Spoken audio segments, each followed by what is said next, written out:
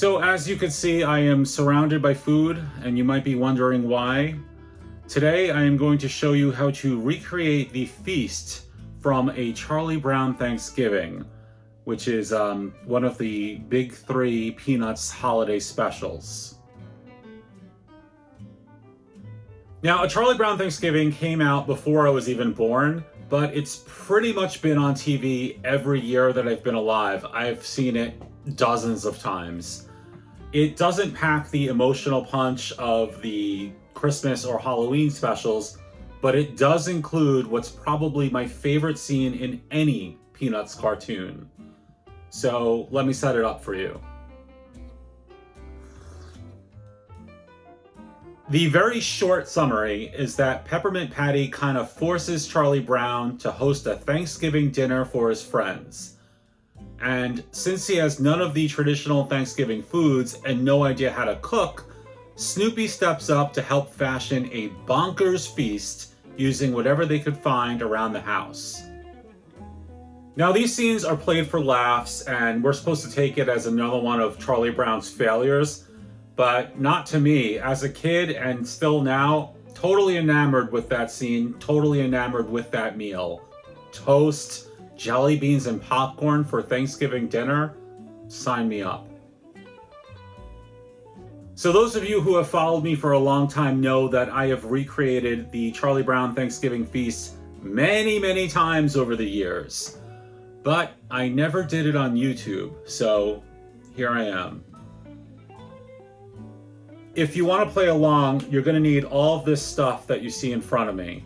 So the next time you go grocery shopping, pick up pretzel sticks, whipped cream, white bread, maraschino cherries, strawberry ice cream, popcorn, preferably Jiffy Pop, jelly beans, and butter or margarine. Spent like $100 to do this.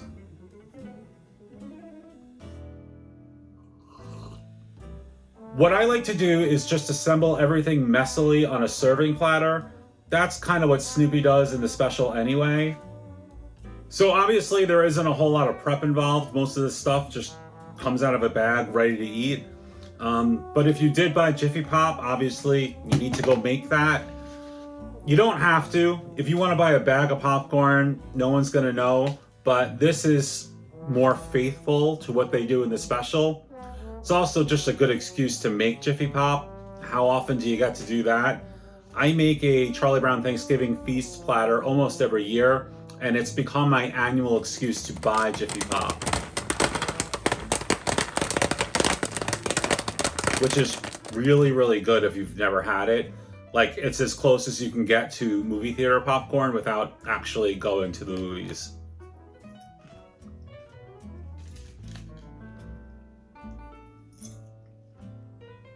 I told you earlier that you're gonna need white bread, and that's so you can make toast. So, just grab a bunch of slices, toast it to your desired doneness, and add a whole lot of butter or margarine. Don't be stingy, just go for it, go all in. If you're gonna be ridiculous and buy jelly beans and pretzels and try to make a dinner out of it, this isn't a time to be like health conscious. Now at this point, all you gotta do is kind of just assemble the platter. Hopefully this is in frame enough for you to see. Grab a bunch of toast, throw it on one side. Put some popcorn on the other side.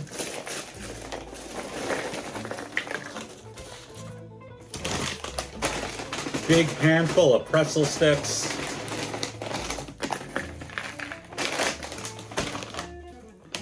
And finish it off with jelly beans. And I know this is like completely freaking ridiculous, but you have to admit that it's actually kind of pretty. So the final touch are the ice cream sundaes. They never actually identify what flavor they use in the special, but judging by the color, I always guessed strawberry. So make a couple of cups full of strawberry ice cream, add whipped cream and a maraschino cherry to each one, and you're done. Come on, guys, this is like incredible. I love this mess. I have been making these platters and these stupid sundaes since I think 2003, at least publicly online, and it's never lost its luster for me. This is like my favorite Thanksgiving tradition.